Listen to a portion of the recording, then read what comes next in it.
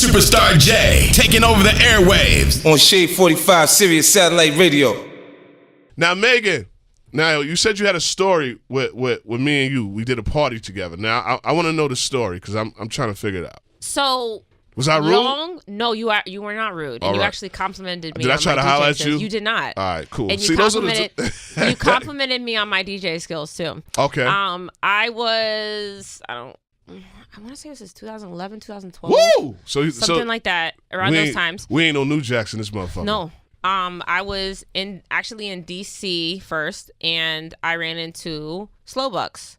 Okay. Okay. Yes. And Slow was just randomly, I think he had like heard me DJing or something and was like, I got an event at Taj. Oh, wow. And I think that you should come up and do this event. And I'm like, okay, I want to do the event. I think I had only done one other event ever in like New York. I don't even remember how I got there. And it actually was with Flex. So I don't remember if I think you were just there and you introduced yourself to me though. Okay. And you said that I did, and I remembered you, and I was like... I remember that. It was real crazy in Taj, too. It was crazy. So I was doing it with Flex, and you were there, and I remember meeting you because you introduced yourself to me, and you complimented me on my DJing, and I was like, he likes how I'm DJing. This is great. Have you heard of me? At the time, yeah. Okay. So then I just never forgot you from then. So I had met you and ran into you since I've been here, and I've always said hi, and I don't know if I've ever told you that I remembered... You complimented me on my DJ skills, but I appreciated that. Well, shit, we see where you at now. Shit, you know what I mean? And I'm glad that, I introduced myself well because there's a lot of assholes that I've ran into in the game. Bad to say. Now, get into that. When did you start DJing? When I was 16 or 17 years old. I went to college really early, so I was a freshman in college. And Brainiac, I see what's going on here. I know. I thought I was going to be a doctor. Oh, okay. Yeah, I was 16 when I started college, and I'd never been to a party before. Wow.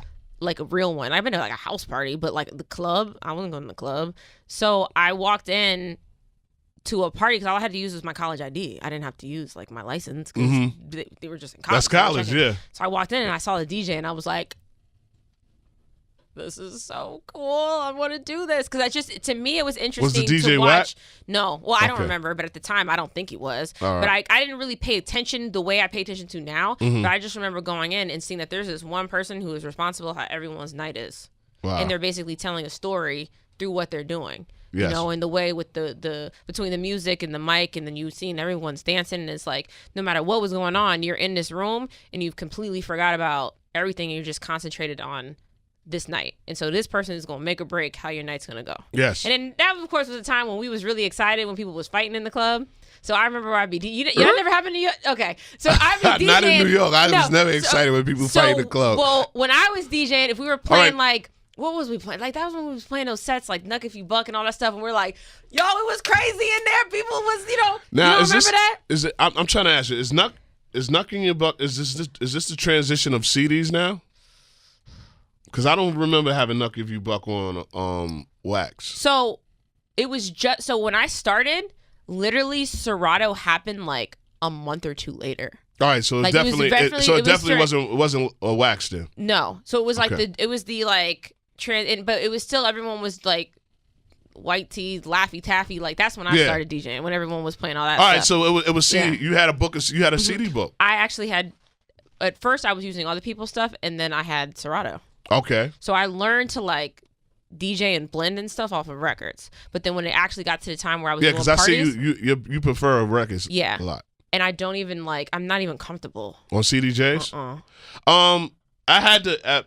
I've been on. I actually DJ better on wax, but it's just that we can have this conversation that I feel club owners stable. And club owners, just different club owners and promoters, they don't really understand the culture of DJing.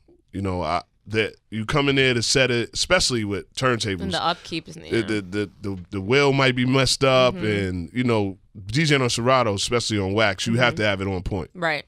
So me seeing that, I prefer CDJs, but now you got all these controllers, and the controllers be like little basketballs, and my hands is mad big, so it's like I'm just trying to do. Yeah, they have the big. It's. I started messing around with but the little. forget the about little it. potato joints. I can't. My hands are comfortable. too big, and I hate that because it's like it's people that get used to it. Mm-hmm. But far as DJing culture, now I want to ask you something now, and then we're gonna get into the new record. I want to ask you how you made this record, and why you picked these artists on this record. How do you feel about DJing with no headphones? No. I just give it to him real. I don't know if you do or you don't. I wear headphones. Thank you. So all right. I get that I'm young, but I'm not a young DJ. I've been DJing half my life. Right? Yes. So I feel like we're in a time now where I'm okay with like, now you can DJ. Next thing you know, you're in a club if you're following or whatever. Mm-hmm. It's still an art, and I feel like the same way you have to earn other titles, you have to earn this title. Yes. Being a DJ, right? Yes. So that includes learning how to DJ. Listen to her. Learning how to read the crowd. Listen to her. Like learning how to blend. Listen to her. If you can't do that, then you're not a DJ. Right? Listen to her. So I'll, go out every now and then and see what's happening, check out like newer DJs. I don't want to say young because you can start at any time, like newer DJs. See, I just turned 23, so I don't know what you're talking about. I met you at 11. All right, exactly. So if I see that you've already set up your playlist at the club, you don't know who's going to be in front of you. Mm-hmm. You don't know. So you're basically showing me or telling me like you don't know how to read it. You don't know. You just have these records. You play them in this order. That's not, you can't do that, right? We all look now with the waves, but if you're not listening first. Can I tell you a secret? 2 years ago, I think it was 2 years ago, I didn't know that you can create a playlist on iTunes. I didn't know. I don't link mine to iTunes, so I don't do that either. See, but I didn't know. Yeah. So somebody sitting me and it was a good real good DJ. He's like, yo, you don't create your playlist? I was like, nah, I'm like kind of on some Jay-Z shit. I'm freestyling. Like I'll go and have my crate of what I'm going in different times and I've gone there. And I kind of appreciate you with the headphones. Now, the reason why I say I look at DJs and I'm like, yo, and it's fantastic DJs that do it now. You want to hear what's happening? Yeah, but it's fantastic DJs. But I feel like when you do that, you're ruining the culture because you're looking at a person that, man, that's easy. So I ain't got to listen to the music to know when it's coming in or blending it in or put it on, put it on time. Because I be seeing people come in and they be just like, I'm like, yo, and it works for some people. It works for some people, but I feel like it ruins the culture of being easy because it weirds me out when I see the ear pods too. I'm people like, got AirPods? I've seen people plug it in, and I'm like, what are you even listening to? Like, I don't understand. AirPod?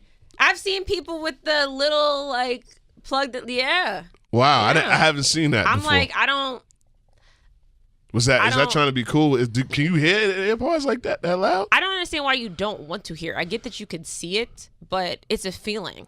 And it's all like I feel like I could sound crazy, but it's just like I feel like it just all flows, So and also a new record. Like if I can hand you a new record, there's no way that you know how to bring this record in. And I've seen sometimes people that have no headphones and they got a new record and they're blended in, and it'd be like a long intro. So you hear, yeah, you know what it is, and it'd be you like, and the whole crowd is looking like, and then it comes in. And so, but let's get into the single. Let's do it. Now talk about the single. How did you put the single together? I came across the beat from a friend of mine. He had wrote a hook on it, and then I loved it like as soon as he played it, and I was like, I need that. I don't care what you're doing with that. I need that. Mm-hmm. Like I need that. And I sent it to Joey Badass, and I was like, what do you think about this? I'd sent him a couple things, and he was like, I'm gonna do that one. And I was like, I thought he was gonna pick something else. Okay. And I'm like, okay. So I got that back. And then I was like, okay, who can I put on this record with Joey? And a rep from Colombia, her name is Ayelet. She's not there anymore, but she had played me some music from Young Blue. Okay. And I had never heard of him before. And she was like, yo, this kid's from Mobile. He's lit. My family is from Mobile. So as soon as she said that, I was like, I need to check him out. And he was like selling out shows and like in Jersey and stuff, and I'm like, who is this? And I sent it to him, and he sent it back to me in like 24 hours. 24 hours? And then the next issue was finding somebody who could do the hook as well as the songwriter. So you was putting everything together. Yeah, I put the whole. I'm very hands on. I put everything together. And then Aaron Ray, big shout outs to Aaron Ray. I was introduced to him by one of his friends. His name is the Guap Dad 4000. He's a dope artist from the Bay, and we just made it all happen. Well, let's introduce this record to the people.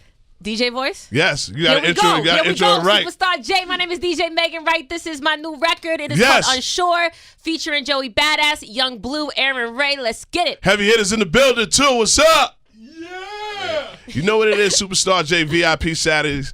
We still in the building, Megan Ryte. Now, how did you get that name? My name first used to be B Ryte. So if anyone remembers me what up, B Ryte? From like when I was like a kid, I didn't have a name first when I started DJing, and people used to call me Light Bright.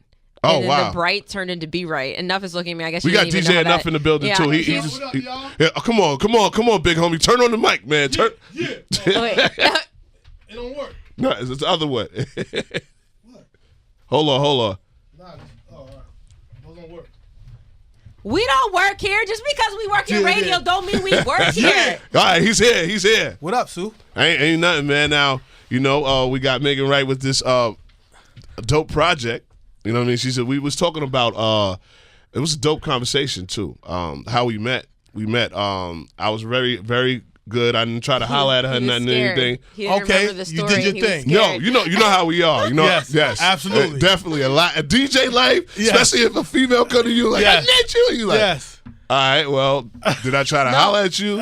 It was at Taj. I did an event and Flex was DJing, and I DJed with Flex. Mm-hmm. And at first I couldn't remember. I was like, did he DJ or was he just there? But I remember he came up to me and said that I was a really dope DJ and introduced himself. Yes. And I was like, now transitioning. Now, how did you get Megan Ryte to come to the Heavy Hitters? How did you find out about her? You want to talk about how I was trying to be a heavy hitter for 8 years? Let me tell you something. Enuff is a big for bro. 8 years. Yo, his ignore buttons is crazy. It's crazy, right? Crazy. Yeah, but once I get past the ignore button, we good. Yes. It might be for a reason. Yes, I don't know. He built the Enuff wall. I gotta build that. It's hard. So how did that happen? I think Los from Warner Brothers Records at the time. Shout out to Los. So I've known Los since I was like 17. Happy birthday, Los. Literally. And I used to bother him all the time. I'm like, there are no heavy hitters here. At the time I was in Virginia. I was in Norfolk. And I was like, there's no heavy hitters here. Tell him that I'm doing mornings. I want to be a heavy hitter. He's like, all right, I got you. I'm like, did you talk to him? All right, I got you. Did you talk to him? Los did talk to him, but Enuff didn't care.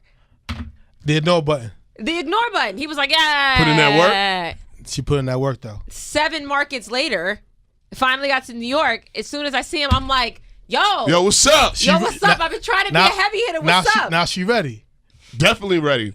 Now, is she one of the first females? Nah, the first female would be DJ Beverly Bond. All right, shout out to Beverly Bond. Yeah. Second? Laura Styles. Okay. And then Megan Ryte. Megan Ryte. Yeah. Now, how hard is it to pick a female DJ? It's hard because what me and Megan always talk about is, a lot of the young females, unfortunately, that we see DJing today. No headphone DJs? No headphone, lipstick, big booty. Okay, there's nothing wrong with the body, with having a body. It's just the skill. It's just, the skill, we're not with that. So her skills, she's right. Mm-hmm. She really know how to mix. She know how to blend. She know how to cut. Mm-hmm. And she's on her projects. When them records be coming back from the engineer, yes. she be like, "Why'd you fly these vocals like that? They're not matching up." And she's fixing shit. Yeah. I load them in Pro Tools myself. So to me, wow. She's a special breed, like, you know what I mean? So it's different. Now, when did you, Megan, tell Enuff that you wanted to put out records and put out an album and do this? Because I want to ask you. I feel like she's the first female DJ to put out a major release. Yeah. Single. Is that? Am I right? I mean, the only other female. Because I know you would know. We did the homework. DJ Charisma from the West Coast. Okay, shout out to Charisma. Definitely put out a lot of singles. Okay. She signed to a major, which everyone thinks, because she signed to a major, it's easy. It's not easy. It's probably even harder. Mm-hmm. but we're on the way of working on, hopefully an EP and an album because she has great ideas. Yes. You know what I'm saying? So I love the first record she put out. Fire.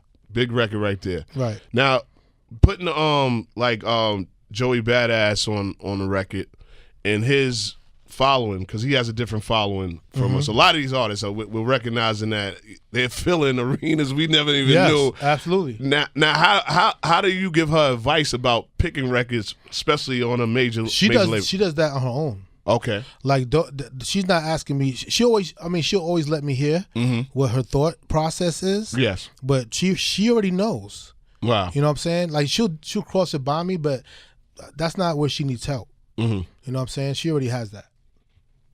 So what are we expecting from the if you're going to put the EP out? Who would you like to be on the EP? Rihanna, Beyonce. I think Rihanna will holler. You know what? I do. I want Rihanna been quiet too. I haven't seen no records from her. I think she's getting ready to drop something. Obviously it's a couple things. Like of course there are people that I love and who wouldn't you want on an album? But then there are artists that I just personally love and I personally believe in, and if I have a platform and I could do it, I want to make something happen. You know, like I want to do that also.